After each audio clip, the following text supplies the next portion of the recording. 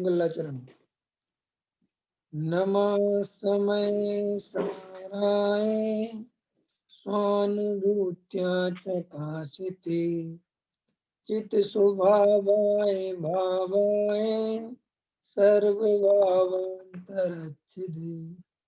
अनंत धर्मणस्तत्वं पश्यन्ति प्रत्यगात्मना अनेकांतमयी मूर्ति नित्यमेव प्रकाशता बंदे तो सब सिद्ध है दो अचल मनो बबम गजम पत्ते मोक्षामि समय पाहुड़ मृणमु सुध केवली घड़िदम आत्मज्ञान ही ज्ञान है शेष सभी अज्ञान विश्व शांति का मूल है वीतराग विज्ञान वीतराग विज्ञान ही तीन लोक में सार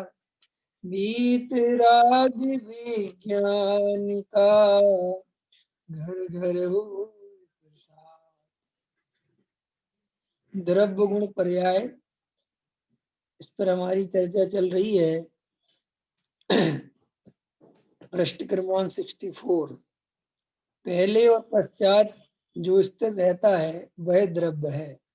कड़ा, कुंडल, अंगूठी इत्यादि सभी अवस्थाओं में रहने वाला सोना द्रव्य है, यह तो कहा है, परंतु यह भी जान लेना चाहिए कि सोना पीला है, भारी है, चिकना है। इस प्रकार पीलापन, भारीपन, चिकनापन आदि सोने के गुण हैं।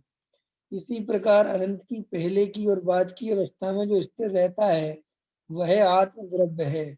वह आत्म ज्ञान स्वरूप है, दर्शन रूप है, चारित्र रूप है। इस प्रकार आत्म द्रव्य के लिए ज्ञान, दर्शन और चारित्र विशेषण आत्म द्रव्य के गुण हैं। द्रव्य की शक्ति को गुण कहा जाता है। आत्मा चेतन द्रव्य है और चेतन उसका विशेषण है। परमाणु में जो पुद्गल है सो द्रव्य है और वर्ण, गंध इत्यादि उसके विशेषण गुण हैं। वस्तु में कोई विशेषण तो होता ही है, जैसे मिठास गुण का विशेषण है। इस प्रकार आत्म द्रव्य का विशेषण क्या है, अनंत भगवान का आत्म द्रव्य कैसा है, यह पहले कहा जा चुका है। अनंत में किंचित मात्र भी राग नहीं है और परिपूर्ण ज्ञान है, अर्थात ज्ञान अनंत स्वरूप आत्म द्रव्य का विशेषण है। क्या कहते हैं इसमें? इसमें सीधी सी बात समझा रहे हैं कि जैसे सोना है, सोने में कुंडल, अंगूठी, कंगन इत्यादि अवस्थाएं हैं, पर सोना सभी अवस्थाओं में विद्यमान है। तो जो सभी अवस्थाओं में विद्यमान है जो सोना, वो तो है द्रव्य, और जो कंगन, अंगूठी इत्यादि उसके जो पर्याय हैं, जो उसके आकार हैं, वे उसकी पर्याय हैं। और सोने में गुण क्या है कि उसका पीलापन, चिकनापन, भारीपन, ये सोने का गुण है। जैसे सोने का उदाहरण दिया, इसमें तीनों चीजें आ गई, द्रव्य भी, गुण भी और पर्याय। द्रव्य किसे कहते हैं, संजय भैया समझ में आ गया? द्रव्य माने जो सदाकाल मौजूद है सोना, और गुण माने उसकी विशेषताएं। सोने की क्या क्या विशेषताएं हैं? सोना पीला होता है, भारी होता है, चिकना होता है, ये उसकी विशेषताएं। और पर्याय क्या है? कभी वो बिस्किट की अवस्था में, कभी वो कंगन की अवस्था में, कभी वो हार की अवस्था में, कभी अंगूठी की अवस्था में, है ना? ये उसकी अवस्थाएं, अवस्थाएं माने उसकी पर्याय। ऐसे ही मैं भी एक जीव द्रव्य हूँ, मैं भी एक द्रव्य हूँ। तो मेरे में भी तीन चीजें हैं, उन तीन चीजों के नाम है द्रव्य, गुण और पर्याय। तो जीव का द्रव्य कौन सा है? जो अनादि अनंत नित्य एक रूप रहता है, जो निगूढ़ में भी था, त्रियंच गति में भी था, मनुष्य पर्याय में भी था, देव में भी था, नरक में भी था, सभी जगह जो विद्यमान था उसका नाम है द्रव्य।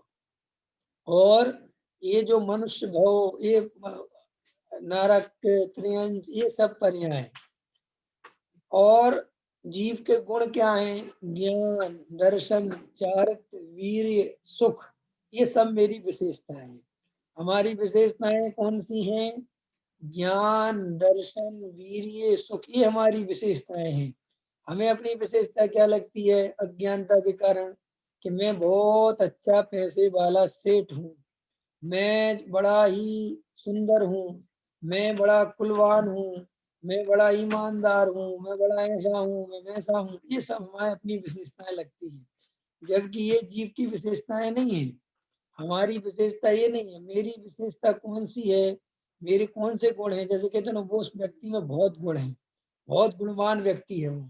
तो गुणवान व्यक्ति में क्या है कि साहब वो बहुत ईमानदार है, वो सत्य बोलता है, कभी झूठ नहीं बोलता, बहुत देखने में सुंदर है, बहुत प्रेम से बोलता है, बहुत प्यारी वाणी है उसकी, है ना, वो बहुत अच्छे काम करता है और बहुत बढ़िया होशियार है, पढ़ने लिखने से अपन गुण बताते हैं। तो ये गुण तो इस पर्याय संबंधी योग्यताएं अपन कह रहे हैं, इनसे जीव का संबंध नहीं है। आचार्य कहते हैं कि तुम्हारे जो असली गुण हैं वो ज्ञान, दर्शन, वीर्य, सुख इत्यादि तुम्हारे विशेष गुण हैं। और पर्याय, तो पर्याय ये जो वर्तमान में पर्याय कितने तरह की हैं? शुद्ध पर्याय भी हैं और अशुद्ध पर्याय भी हैं। जो ये मोह, राग, द्वेष के परिणाम हैं, ये जीव की अशुद्ध पर्याय हैं। और जो जानने, देखने, दर्शन रूप पर्याय है, वे जीव की शुद्ध पर्याय है। और ये जो मनुष्य भाव दिख रहा है, ये एक द्रव्य की पर्याय नहीं है। इसको कहते हैं असमान जाति द्रव्य पर्याय। असमान माने दो द्रव्य इसमें लगे हुए हैं, एक उद्गल द्रव्य और एक जीव द्रव्य, और दोनों मिलकर रहते हैं। इसका नाम है मनुष्य पर्याय। इसको इसी का नाम कोई देव पर्याय में बनता है, फिर कोई नरक गति में, कोई त्रंच गति में। तो जहाँ शरीर और शरीर के अंदर आत्म द्रव्य दोनों का एक क्षेत्र अवगाह संबंध होता है, इसको कहते असमान जाति पर्याय, असमान जाति द्रव्य पर्याय। तो जीव की ये पर्याय नहीं है। ये तो ये जो अपन को दिख रहा है ये रंग रूप, ये जीव की पर्याय नहीं है, ये पुद्गल का, ये पुद्गल है, ये पुद्गल से बना हुआ है। फिर इसको जीव क्यों कहते हैं कि मैं जीव हूँ? तो साहब इसके अंदर जीव द्रव्य है, यही आत्मा के प्रदेश है, इसलिए इसको जीव भी कहते हैं। पर जीव की पर्याय कौन सी जीव में से निकलती है? जो जीव की ही है। शरीर आदि जीव की पर्याय नहीं है, शरीर आदि जीव में से नहीं निकलता, ये तो पुद्गल है। फिर जीव की पर्याय कौन सी है? क्रोध, मान, माया, लोभ, ये जीव की पर्याय है। क्रोध पुद्गल में से नहीं आता, ये जीव में से ही आता है, जीव को ही होता है। एक समय का विकार है जीव का। जैसे शरीर में बुखार आता है, तो बुखार बाहर से नहीं आता, बुखार तो शरीर का ही तापमान जब गर्म हो जाता है, टेम्परेचर बढ़ जाता है, तो अपन कहते बुखार आ गया, फिर वही टेम्परेचर घट जाता है। ऐसे ही अपनी जीव में विकार आया, तो मोह राग देश के परिणाम हुए। तो मोह राग देश के परिणाम कोई पर में से नहीं हुए, किसी दूसरे द्रव्य ने नहीं किए, ये स्वयं जीव का ही विकार है। और इसी समय जीव में कुछ निर्विकार भी दशा है, जिसे कहते हैं ज्ञान, दर्शन, जानना, देखना। तो हमारे साथ जानने देखने का जो काम है वो एकदम शुद्ध अवस्था है, वो बिल्कुल शुद्ध अवस्था, उसमें जीव में किसी प्रकार का कोई कमी नहीं है। और जो मोह राग देश के परिणाम है, ये जीव की अशुद्ध दशा। तो उन शुद्ध अशुद्ध दशा के बीच में अब जो ज्ञान दर्शनमय स्वभाव है जीव का, उसमें अगर जीव अपनापन करे, उसको पहचाने, तो उसका नाम है सम्यक दर्शन। और वो मोह राग देश के परिणाम में, इस समान जाति द्रव्य पर्याय में, फिर इनसे निमित्त जो संयोग है उनमें उनमें अपनापन करता है, तो इसका नाम है मिथ्या। बस इतनी इतनी कहानी है, व्यवस्था इतनी सी है। क्या व्यवस्था है? द्रव्य, गुण और पर्याय। अब द्रव्य गुण पर्याय के बारे में अपन ने बहुत गहराई समझ लिया। पर्याय की दो व्यवस्थाएं समझ ली, एक असमान जाति पर्याय, फिर जीव की पर्याय में मोह राग देश के विकार, और ज्ञान दर्शन में या उसकी पर्याय निर्मल पर्याय। अब ये जो शरीर वाली पर्याय है, जो पुद्गल का पिंड है, इसमें तो जीव का कुछ भी नहीं है, सिर्फ जीव का और इसमें एक साथ रहने का संबंध है, सीधी सी बात। जैसे ये हाथ अभी अपना मूवमेंट कर रहा है, तो जीव को ऐसा विकल्प भी चल रहा है, इन दोनों में ऐसा निमित्त नैमित्तिक संबंध चल रहा है, लेकिन ये हाथ का मूवमेंट जो है ये प्योर पुद्गल का मूवमेंट, इसमें जीव का कोई लेना देना नहीं। और ऐसे ही जो मोहराग देश के परिणाम हो रहे हैं उसमें से शरीर का कुछ लेना देना नहीं, वो प्योर आत्म द्रव्य का विकारी परिणाम है। ख्याल में आ गई? अब ये सब स्ट्रक्चर बना लिया हमने, शरीर की अवस्था समझ ली, आत्मा की दो अवस्थाएं समझ ली, ये सब अवस्थाएं चल रही हैं। अब इसमें करना धरना कुछ नहीं है, इसमें जो जीव का असली स्वरूप है, जो जीव है, जो सदाकाल टिकेगा, जो सदाकाल रहेगा और जिसके आश्रय से हम सदाकाल के लिए सुखी होंगे, वो जो दशा है, जो वो अवस्था है, वो द्रव्य स्वभाव, उसका आश्रय करने का नाम है द्रव्य दृष्टि, उसको देखने का नाम है धर्म, उसको देखने का नाम है सम्यक दर्शन, उसमें रमने का नाम है चारित्र, वो है वीतरागता का कारण। और ये जो मोहराग देश के विकारी भाव हैं और ये शरीर संयोग आदि हैं, इनमें अपनापन करने का नाम है मिथ्या दर्शन। अब हम अपनी जो विशेषताएं मानते हैं, आचार्य कहते वो तुम्हारी विशेषताएं नहीं है और तुम उन्हीं विशेषताओं के लिए पागल हो जा रहे हो, रात और दिन हो रहे हो कि नहीं हो रहे? समझ में आ रहा है कि नहीं आ रहा? विवेक जी पकड़ में पकड़े कि नहीं? विवेक जी आप बहुत सज्जन आदमी हो, आप बहुत सुंदर आदमी हो, अब आपकी जो विशेषताएं आपको बता दी गई, अब आप प्रसन्न हो रहे हो। आचार्य कहते नहीं, सुंदर किसे कहा? जिस रंग रूप को सुंदर कहा वो तो प्योर पुद्गल द्रव्य है, उसमें तुम्हारा क्या लेना देना है। लेकिन जीव पर प्रसन्न होता है। प्रसन्न क्यों होता है जीव? क्योंकि जीव अपने को उस रूप अनुभव करता है, वो ये मानता है कि मैं शरीर हूँ।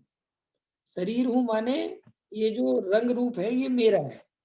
तो वो आपसे किसी ने कहा कि आपका चेहरा बहुत सुंदर लगता है, तो एकदम अपने चेहरे पे स्माइल आ जाती है, अपन अंदर से सुख का अनुभव करते हैं। आचार्य कहते हैं ये क्यों हो रहा है? क्योंकि तुम असमान जाति मनुष्य पर्याय में एकत्व कर बैठे हो, तुम्हें ये पता नहीं है कि ये पुद्गल द्रव्य है, इससे मेरा कोई संबंध नहीं है। और ये तो जाने दो दूर, हमारी तो कोई ऐसी हालत है कि हमारी कोई मकान की तारीफ करे तो मकान तो खुश होता नहीं। खुश कौन होता है? जी खुश होता है। मकान को तो कोई कुछ कहे तुम्हारा मकान बहुत अच्छा है, मकान को तो कोई फर्क नहीं पड़ता है। और जिसकी तारीफ कर रहे हैं, जिसकी प्रशंसा कर रहे हैं, उसे कोई फर्क नहीं पड़ता। और जिसकी ना प्रशंसा करी जा रही है, ना जिससे कहा जा रहा है, वो उछल उछल के आ रहा है कि वाह वाह वाह वाह बहुत बढ़िया बहुत बढ़िया। तो ये सब अनादि काल का मिथ्या दर्शन है।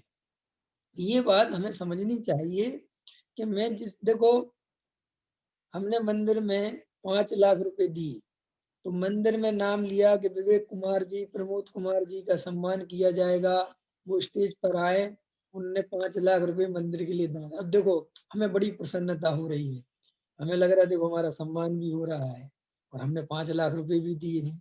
अब ईमानदारी से देखे जी, अगर सम्यक दर्शन लेना है तो सोचना चाहिए कि 5 लाख रुपए किसके थे, मैं कहाँ से लाया था, कहाँ से मैंने अपने बनाए, कैसे मैंने मंदिर में दिए।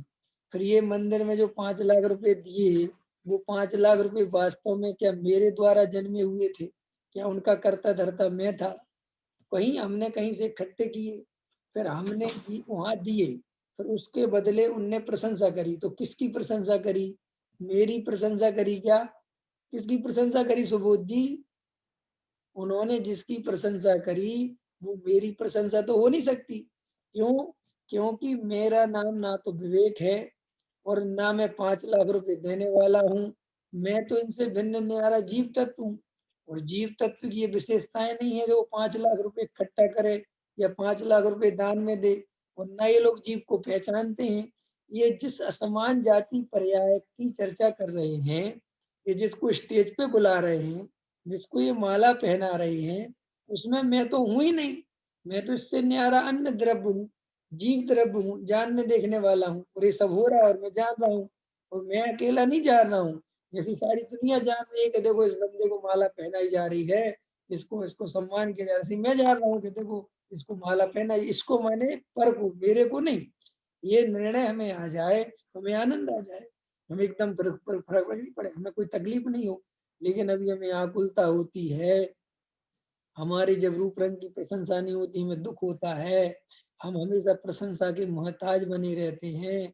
कोई हमारी प्रशंसा कर दे, हमें कोई सज्जन कह दे, हमें कोई बढ़िया आदमी कह दे, हमसे कोई बहुत ऐसे चलता रहता है। तो ये सब द्रव्य गुण पर्याय के अज्ञानता के कारण होता है, क्योंकि द्रव्य का ज्ञान सम्यक नहीं, पर्याय का ज्ञान सम्यक नहीं, गुणों का ज्ञान सम्यक नहीं, अज्ञान चलता है। जिसकी जो पर्याय है उसकी पर्याय को उसकी नहीं मानता, जिसके जो गुण हैं उसके गुण अपने में मानता है, अपने गुणों को पहचानता नहीं। देखो, ये सब हैं पुद्गल के खेल, इनसे नाई हमारो में, है ना। पुद्गल नव धर्म अधर्म काल, इनते न्यारी है जीव चाल। अब ये कहते हैं कि जो पुद्गल के विशेषताएं हैं, अज्ञानता से मैंने उसे अपनी विशेषता मान लिया, यही महादुख का कारण है। अब जब तुमने अपने को रंग रूप वाला माना, तो ये पुद्गल का परिणमन है। ये तो अभी ऐसा है, फिर कल बदलेगा, फिर बदलेगा, फिर रोएगा कि अरे मैं बूढ़ा हो गया, अरे मैं कैसा लगने लगा है। अर्ध मृतक सम बुढ़ापिनो, के स्वरूप लखे आपनु। ख्याल में है कि नहीं है। मैं तो कभी कभी विचार करता हूँ, आप भी किया करो, कि हम लोग गहराई में जाके देखें वास्तव में कि जो बड़े बड़े स्टार होते हैं, अपनी तो इतनी वीडियो नहीं होती, लेकिन बड़े बड़े स्टारों की जितनी फिल्में होती हैं, इतनी दुनिया भर का इनका काम होता है, और जब ये बूढ़े हो जाते हैं और जब इनकी ही फिल्में इनके सामने दिखाई जाती हैं, इनको जब वो लाइफ टाइम अचीवमेंट अवार्ड मिलता है, तब ये बहुत बुढ़े हो चुके होते हैं। तो यही अपने आप को देखते हो कि देखो उस समय मैं कैसा था, मैं कैसा था, मैं कैसा था। और बेचारे बहुत अंदर से समझ लो, देख देख के बड़े अंदर दुखी होते हैं। उनके चेहरे पे भी दिखता है कि मैं भी कभी ऐसा था। वो जो नए नए स्टार होते हैं, वे उस समय उछल कूद कर रहे होते हैं, कभी ये कर रहे होते उछल कूद, समझ में आया कि नहीं आया। तो ऐसा जीव वहां पर भी नहीं समझ पाता कि हो ये परिणमन किसका है। तो वास्तव में अगर हम समझना चाहें तो इतना सुख का कारण अपने पास मौजूद है। देखो भाई, हम दुखी नहीं होना चाहते, हम किसी कीमत पे दुखी नहीं होना चाहते। आज न्यू ईयर आने वाला है, आज बहुत सारे कम लोग प्रवचन सुन रहे हैं। उसका कारण क्या है?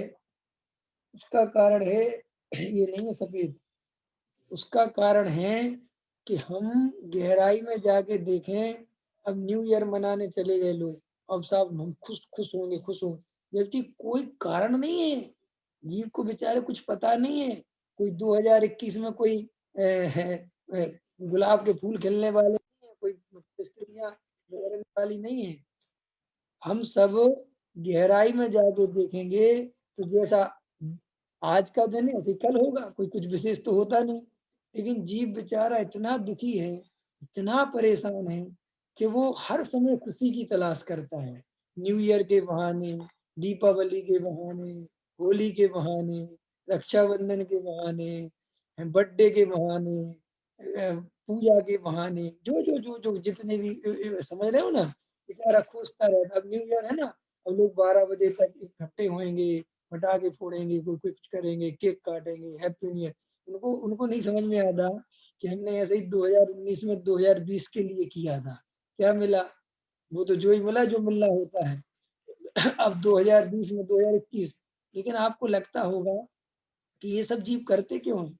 करते नहीं है, अंदर से खोखले हैं, अंदर से खाली हैं बेचारे। तो अपने को कहीं ना कहीं भरते रहते हैं, किसी ना किसी रूप में खुश होने का प्रयास करते हैं। और ये सारी खुशियां झूठी हैं। ये खुशी होने के उपाय बिल्कुल यथार्थ में झूठे हैं, एक्चुअल है ही नहीं।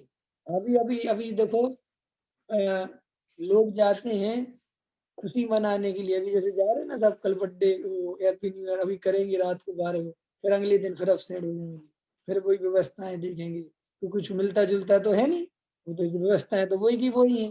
फिर वो कहते हैं अरे अब चलो चलो फिर लग जाओ काम में। तो आचार्य कहते हैं, कब तक तुम ये पागलपन करोगे? कब तक इन झूठी चीजों से खुश होते रहोगे? और फिर अंत में दुखी फिर होना पड़ता है। ऐसे ही अभी वर्तमान में इस पर्याय में अपनापन करके अपने को जवान बवान मान के खुश हो रहा है, पैसा वैसा इकट्ठा करके बड़ा खुश हो रहा है। आचार्य कहते देखो अभी अभी हंस रहा है ना, अभी कुछ देर बाद फिर रोने बैठ जाएगा। होएगा कि नहीं होता? संसार में क्या होता है विवेक जी? हंसते हैं फिर अगली दिन रोने बैठ जाते हैं, फिर वही परेशानी है। तो होता है नहीं होता है, सब अपन सब जानते कि नहीं। अपन शादियों में जाते हैं, शादियों में देखते हैं, जब नए नए जोड़े शादियां हो रही होती हैं तो ये बड़े प्रसन्न हो रहे होते हैं, लेकिन अज्ञान की पराकाष्ठा तो देखो कि देखने वाले भी खुश हो रहे होते कि बड़े चलो इनके भैया नई नई शादी बड़ी बन जाएंगे, जबकि वास्तव में ये अपनी भूल जाती हैं कि हमने भी कभी ऐसे ही सोचा था और अभी तक रो ही रहे हैं, रोना बंद ही नहीं होता। तो आचार्य कहते हैं कि जीव को समझ में नहीं आती, वो ऐसे गफलत में रहता है, गलतियां करता है, फिर कहता है चलो चलो ठीक है ठीक है ठीक है, फिर गलतियां कर रहा है, फिर पछताता है, फिर गलतियां करता है, और ऐसे करते करते जीवन चला जाता है। खूब विचार करता है। देखो हम सब निरंतर, जितने भी संसार में जीव हैं, जितने भी अज्ञानी जीव हैं, मिथ्या दृष्टि जीव हैं, चाहे वो कोई भी गतियों के जीव हों, सभी जीव निरंतर सुखी रहना चाहते हैं, निरंतर सुखी रहने का उपाय भी करते हैं, लेकिन सुखी नहीं हो पाते। ये जितने भी न्यू ईयर मना रहे हैं, जितने भी काम चल रहे हैं, ये सब क्या कर रहे हैं? ये सब सुखी होने का उपाय कर रहे हैं। हम सब जितने भी कार्यों में लगे सब सुखी होने को उपाय तो कर रहे हैं। हम जो भी काम कर रहे हैं, हम अगर मकान बना रहे हैं, हम संपत्ति खरीद रहे हैं, हम व्यापार धंधे कर रहे हैं, हम जो भी कर रहे हैं सब काय के लिए कर रहे हैं? तो भैया निराकुलता में जीवन चला जाए, शांति से कट जाए, दो पैसे अपने हाथ में रहेंगे तो किसी के दरवाजे नहीं जाना पड़ेगा, बुढ़ापा शांति से कट जाएगा, बच्चों को थोड़ा भैया अच्छा है ना माल पानी जोड़ के रख दो ताकि वे अच्छे से उनकी जिंदगी कटे, ऐसा हम सब सोच रहे हैं। लेकिन वास्तविकता ये है कि ये कोई उपाय जीव के सुखी होने के है नहीं। ये निरंतर आकुलता को खत्म करने के उपाय नहीं है। देखो क्षण भर की आकुलता मिटने का उपाय करा भी तो क्या किया? अगर क्षण भर के लिए सुखी हुए भी तो क्या हुए? भाई ऐसे आचार्य हमसे कहते हैं कि तुमने इस पर्याय संबंधी थोड़ी बहुत व्यवस्था कर भी ली, मान के चलो, हालांकि वो जीव कर नहीं सकता, करने की बुद्धि चलती है, कर तो नहीं सकता। क्यों? कि वे सारी वस्तुओं के परिणमन बिल्कुल स्वतंत्र हैं। जिस द्रव्य का जिस रूप परिणमन होना है, जो संयोग होना है तो होना है, नहीं होना तो नहीं होना। जिस मकान का संयोग होना वो अपने हाथ में नहीं है, जो पैसा रुपया पैसे का संयोग जीव के साथ होना वो नहीं होना।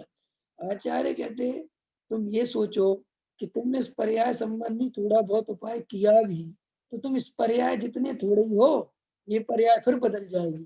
तुमने मान के चलो भोजन की व्यवस्था कर भी ली, इस पर्याय संबंधी भोजन की कपड़े की व्यवस्था कर भी ली, तो भाई साहब कितने दिन चलेगी ये व्यवस्था? क्यों? कि तुम्हें इस पर्याय को फिर बदलना पड़ेगा। ले जाने की कोई व्यवस्था है नहीं।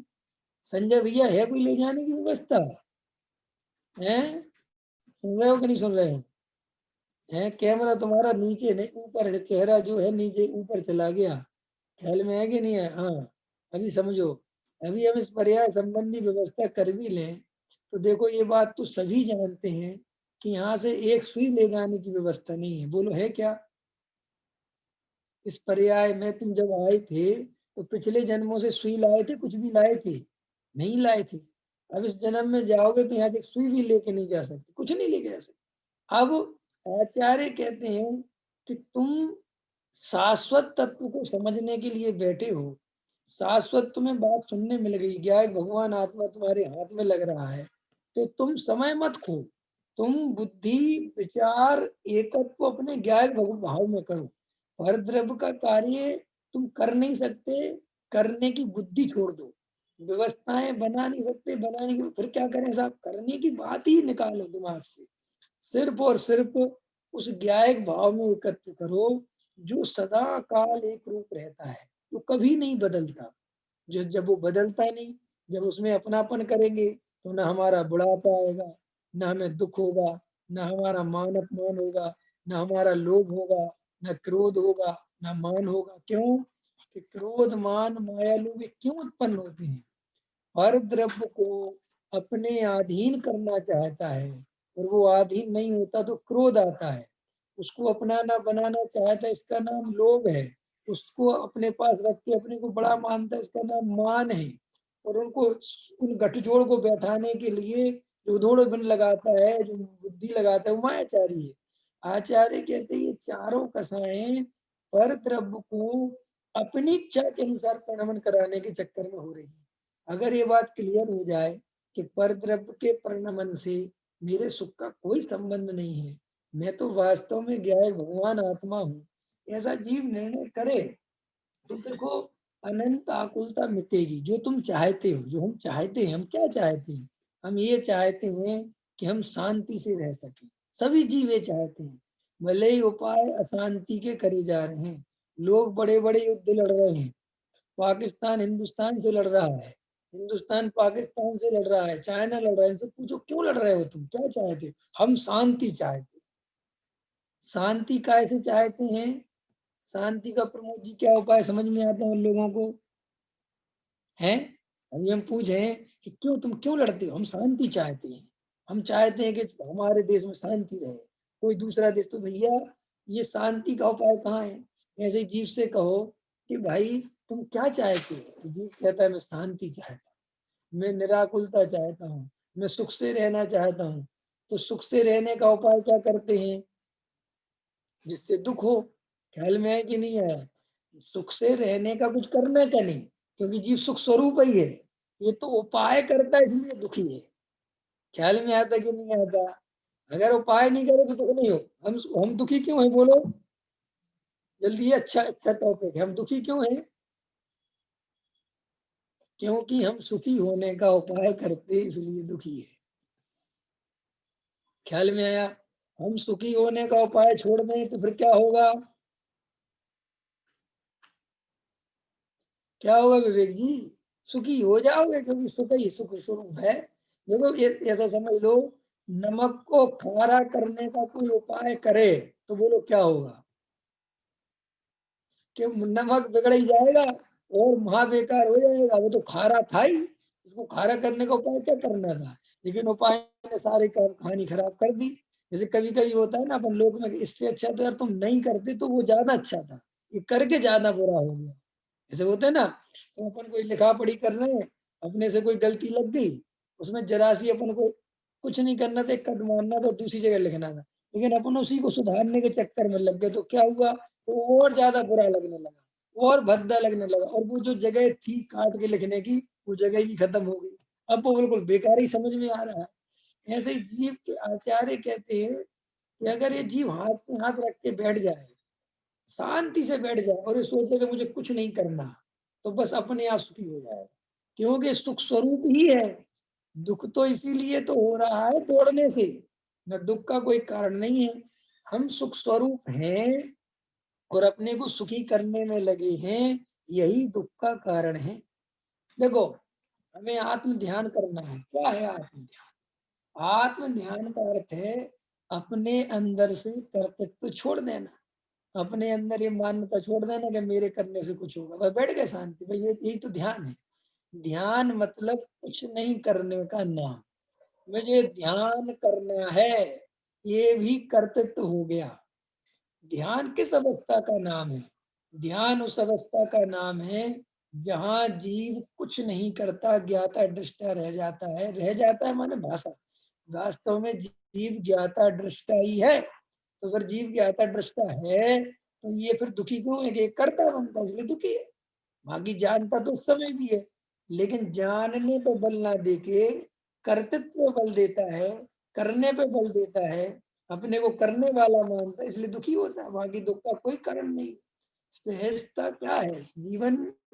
जीवन में देखो आदिवासियों की कहानी मिलती है, और पहले भी आपको ये सब समझ में सुनने मिलता होगा, सुना ही होगा।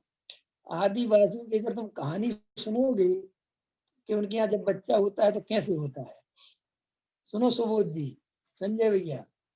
वहां पर आदिवासियों को ये पता नहीं है कि बच्चा होना कोई नर्स को या कोई डॉक्टर को दिखाना है, कुछ इस टाइप की चीजें भी नहीं जानते।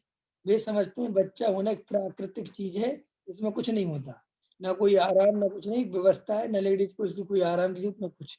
और वे उनके जब बच्चा होता है तो जिस स्त्री के बच्चा होना है, उस स्त्री को ना तो किसी प्रकार का अपने अंदर दबाव रहता है कि मुझे बच्चा होना है, मेरा कुछ नहीं। वो बिल्कुल जैसे काम पे जाती है, बिल्कुल वैसे ही जंगल जाती है, जो काम करती है बिल्कुल वैसे ही करती है, कोई दिमाग ही नहीं लगाते वो लोग। ना वे कभी ये सोचते हैं कि 8वाँ महीना लग गया, 9वाँ महीना लग गया, ना उनको कुछ बुढ़ापा आ गई, ऐसा बिल्कुल रेयर है ये।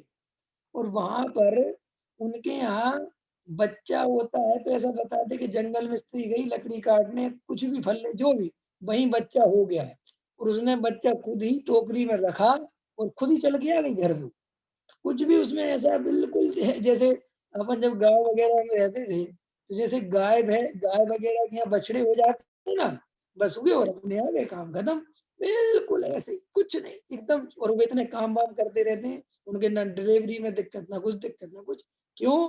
कि अगर ये वास्तव में ये चीज़ ऐसे ही होती जैसे आज के समय में होने लगा, तो पहले लोग 10-10 बच्चे पैदा कर लेते थे, सहजता से गाँव में हो जाते थे, कुछ नहीं होता था।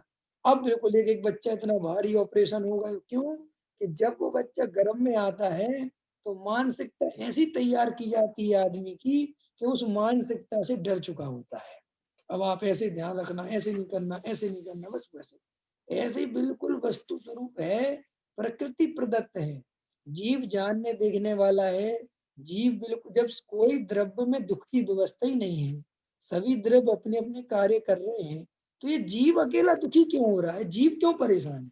जीव इसलिए परेशान है कि ये शांति से जो इसका स्वभाव है, जो इसकी मर्यादा है, ये उसके उल्लंघन करने में लगा रहता है। ये बार-बार परद्रव्य में इंटरफियर करना चाहता है और इंटरफियर हो कर नहीं सकता, व्यवस्था नहीं है। जैसे वो शेर बकरी को खाने की सोचता है और बीच में कौन-सी दीवार खड़ी हुई है? वज्र की दीवार खड़ी हुई है, काँच की दीवार खड़ी हुई है बहुत मजबूत। शेर को लगता है कि मैं बकरी को खा जाऊँगा और वो बार-बार झपट्टे मारता है और बकरी को लगता है कि मुझे खा जाएगा, वो डरती रहती है। ऐसे ही सभी जगत के मनुष्यों को, जीवों को ऐसा भ्रम चल रहा है। हर जीव को भ्रम चल रहा है। एक जीव को लग रहा है ये मुझे मार डालेगा, ये बहुत बड़ा आदमी है, अरे भैया मैं दब के रहूँ, ऐसा चल रहा है। एक को लग रहा है कि मैं पैसा वाला हूँ, मैं मेरा अधिकार है, मैं इसका मालिक हूँ। और इसी आकुलता में, इसी चित्त में ये जीव चल रहा है। जबकि जैसे वो शेर बकरी का कुछ नहीं कर सकता, ऐसे ही ये मनुष्य, ये जीव एक द्रव्य दूसरे द्रव्य में इंटरफेयर कर ही नहीं सकता। हम कभी वास्तव में ये बात स्वीकार कर लें कि मैं कुछ करने धरने वाला नहीं हूँ, मैं तो मात्र जानने वाला हूँ। ये अंतरंग में अगर श्रद्धा के लेवल पे टच हो जाए ये बात, तो देखो जीव उसी समय सम्यक दृष्टि और अनंत आकुलता रहे, तो उसी समय कुछ नहीं बचा। किसकी फ़िक्र, किसकी चिंता, अभी अपन कितनी प्लानिंग चलती है, कितनी बुद्धि चलती है। तो ये बुद्धि चलती है, प्लानिंग चलती है, तो आचार्य कहते हैं, ये चारित्र मोह के उदय में चले तो अलग बात है, लेकिन श्रद्धा भी ऐसा ही मानती है, तो भाई साहब 4 गतियों के दुःख से तुम्हें कोई नहीं बचा सकता। चारित्र मोह में दम नहीं है, तो वो जीव को 4 गति में घुमा दे। समझ में आई? और मिथ्या दर्शन के रहते हुए जीव में दम नहीं है कि वो 4 गति में ना घूमे। मिथ्या दर्शन के होते हुए तुम्हें 4 गति में घूमना ही पड़ेगा और मिथ्या दर्शन नहीं रहे तो चारित्र मोह का उदय बना रहे तो जीव 4 गति में नहीं घूम सकता। इतनी ताकत नहीं है। सारा खेल दर्शन मोह का है। बदनाम चारित्र मोह है। क्या कहा मैंने? बदनाम है चारित्र मोह और असली विलन है श्रद्धा, मिथ्या दर्शन। ख्याल में हम कि अरे साहब उसका चाय तो बहुत बेकार है, अरे वो साहब कुछ भी खा पी लेता है, अरे साहब वो ऐसा करता है। आचार्य कहते तेरी सारी नजर इसी पर टिकी रहती है और इसी की आड़ में मिथ्या छुपा रहता है। ख्याल में है कि नहीं आया? सारा धर्म अनादिकाल से जीव को क्यों नहीं हो पाया, सम्यक दर्शन क्यों नहीं हो पाया? क्योंकि मिथ्या दर्शन इस चारित्र की आड़ में छुपा रहता है। जीव कहाँ सुधार करता है? क्रियाओं में, परिणामों में, कसायों में। उसको समझ में नहीं आता कि इसके पीछे असली तो मिथ्या दर्शन बैठा हुआ है, वो वहां जीव जा नहीं पाता। इसीलिए हम सब अभी भी वर्तमान में अपने को क्रियाओं से सुधार के बड़ा करना चाहते हैं और जगह जगह क्रियाओं का उपदेश देते रहते हैं।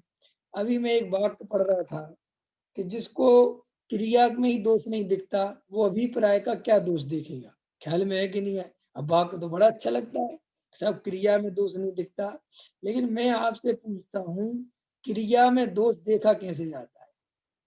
क्रिया में दोष देखने का उपाय क्या है? क्रिया में दोष देखने का उपाय तो वो चरणा नियोग का शास्त्र का स्वाध्याय करके कि इसमें इतने जीव है, इसमें खाने में ये, इसमें खाने में इसमें और फिर दोष दिखने पर भी उन दोषों का त्याग नहीं कर सकता जीव। जैसे सम्यक दृष्टि को चारित्र मोह का दोष सब पता है, लेकिन वो पराधीनता रहती है, त्याग नहीं कर सकता। लेकिन इतना सब चारित्र मोह के उदय में भी, क्रियाएं की स्थिति में भी दर्शन मोह का नाश कर दिया कि नहीं कर दिया? अब दर्शन मोह का नाश अभिप्राय को बदलकर होता है। अब ये शिक्षा दी जा रही है कि जैसे क्रिया का दोष नहीं दिखता, तो क्रिया का दोष देखने का अर्थ क्या? ये तो अर्थ खुलता नहीं, ये तो समझाता नहीं कोई। हम क्रिया, जैसे कई लोग कहते हैं अरे क्रिया का तो ठिकाना नहीं, तो क्रिया का अर्थ क्या लेना, किस भूमिका में कौन सी क्रिया पकड़ना, ये कोई नहीं सिखाता हमारे यहाँ।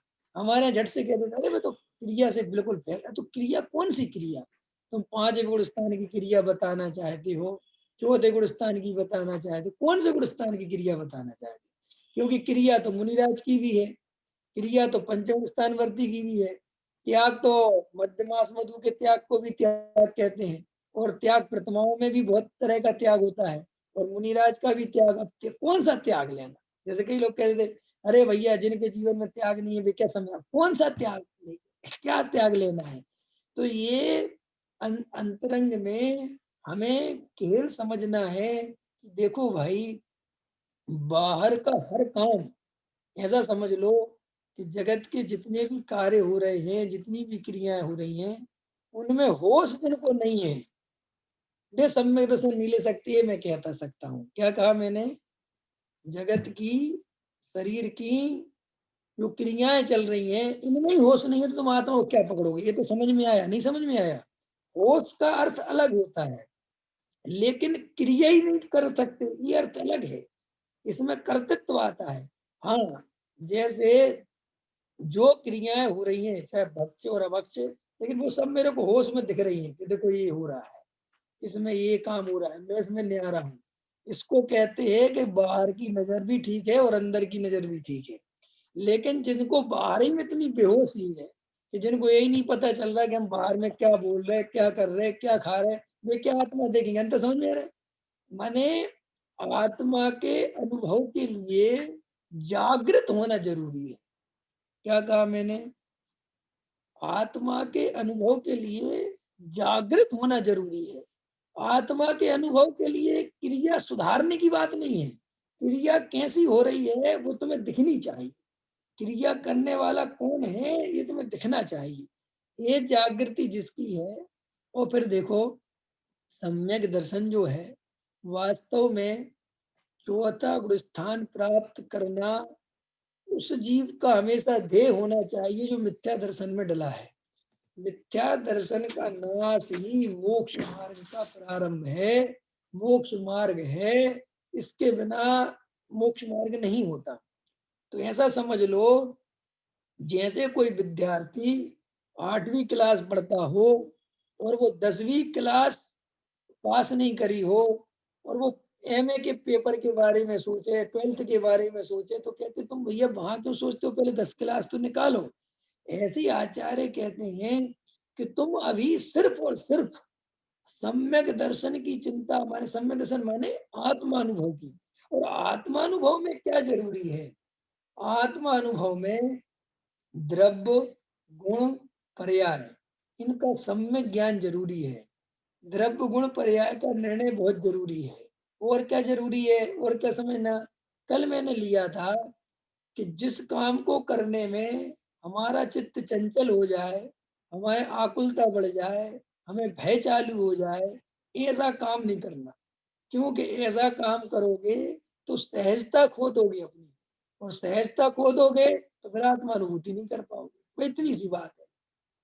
अब हमारा सीधा सा गणित है कि मान के चलो अपन कोई बात कहे साहब, अनछना पानी, छना हुआ पानी, ये सब चीजें कोई छना हुआ पानी पिए तो उत्तम बात है, पीना ही चाहिए, लेकिन कोई छना हुआ पानी नहीं पीता, इसीलिए उसे सम्यक दर्शन नहीं हो सकता, ये बिल्कुल अज्ञान भरी बात है। ख्याल में आया कि नहीं आया? क्योंकि पानी छान के पिए और अथवा नहीं पिए, इससे उपयोग के डर का कोई कारण नहीं है कि मैं साहब पानी छना पीता हूँ तो मुझे कोई डर लग रहा है, मुझे कोई भयंकर चिंता हो रही है, ये नहीं है। हाँ, अब जैसे मध्य मास मधु है, ये आचार्यों ने क्यों लिया, सब अष्टमूल गुणों में शामिल किया कि क्यों, कि अगर मध्य मास मधु शराब का सेवन करोगे तो तुम्हारी बुद्धि बिल्कुल भ्रष्ट हो जाएगी, सीधी सी बात है, तुम्हारा कोई काम नहीं बने। तुम अगर जुआ खेलोगे, तुम और सत्य व्यसनों के कामों में लगोगे तो बुद्धि भ्रष्ट हो जाएगी। आचार्य कहते हैं कि मूल में इस जीव को आत्मानुभूति और वेद ज्ञान का कार्य अत्यंत दृढ़ता पूर्वक, अत्यंत निर्वृत्ति का अर्थ यहाँ उपयोग की निर्वृत्ति है, यहाँ निर्वृत्ति का अर्थ ये नहीं है कि साहब हमने आज अष्टमी है और हमने हरी छोड़ दी है और हम दिन भर दुकान में बैठे हुए हैं, इसका नाम निर्वृत्ति नहीं है। यहाँ निर्वृत्ति का क्या अर्थ है, निर्वृत्ति का क्या मतलब है, आत्मानुभूति और वेद ज्ञान में उपयोग लगाना, ये निर्वृत्ति है। अगर आत्मानुभूति और वेद ज्ञान में उपयोग नहीं लगता और उपयोग कहीं और लगा हुआ है तो वो प्रवृत्ति ही है, चाहे तुम उपवास करके क्यों ना बैठे हो। ख्याल में आया, समझ में आया?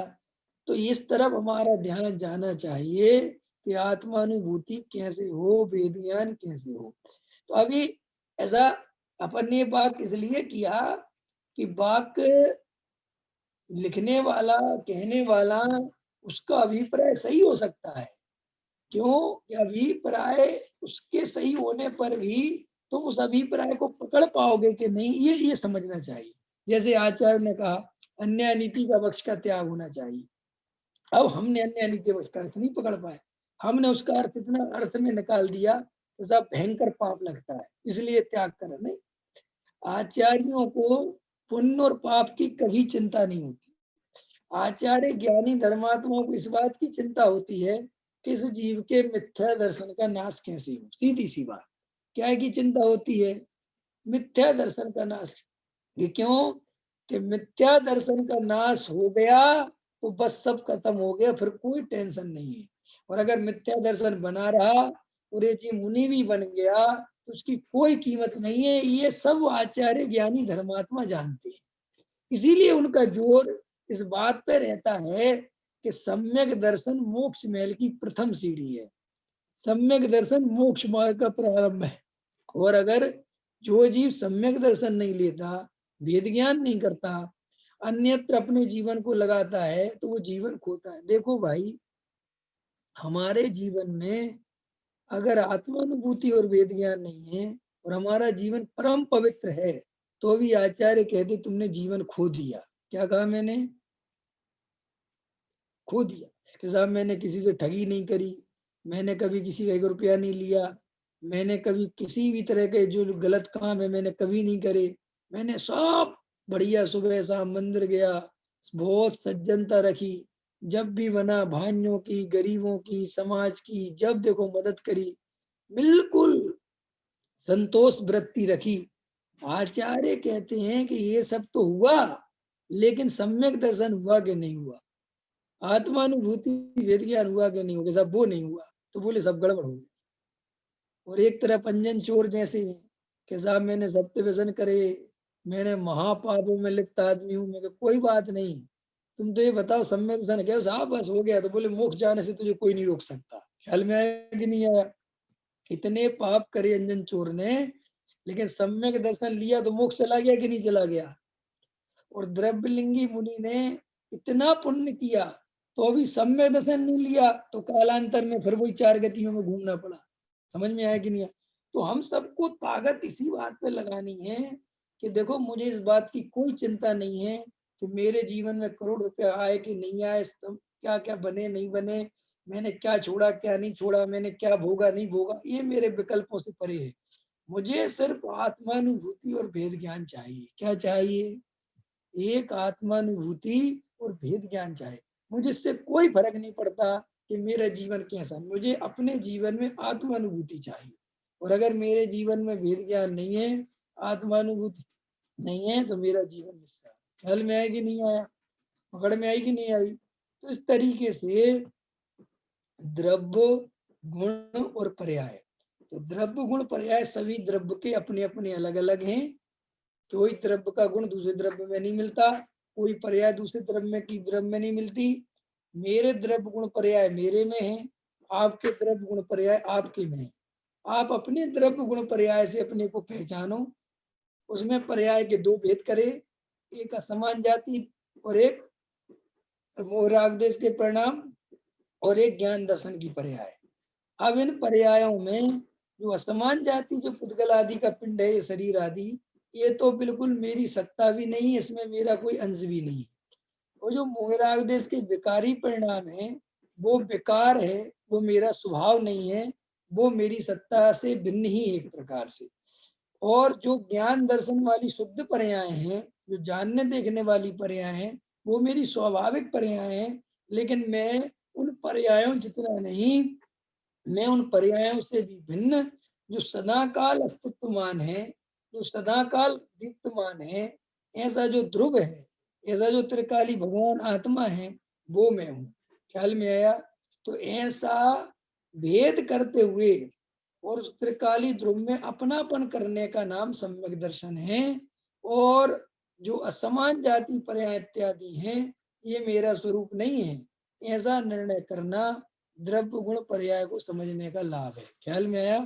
द्रव्य गुण पर्याय का चैप्टर इसलिए समझाया जा रहा है कि तुम जो दूसरे द्रव्य में अपनापन करके बैठे हो उसको छोड़ो, तुम जो दूसरे की पर्याय में अपनापन करके बैठे उसको छोड़ो, जो दूसरे के गुण हैं उनको तुम अपना गुण मान बैठे हो, ये मान्यता छोड़ो, और जो अपने गुण है उनको पहचानो, जो अपनी पर्याय है उसको पहचानो, जो अपना द्रव्य है उसे पहचानो, तो तुम्हारा हमारा अविनाशी कल्याण हो सकता है।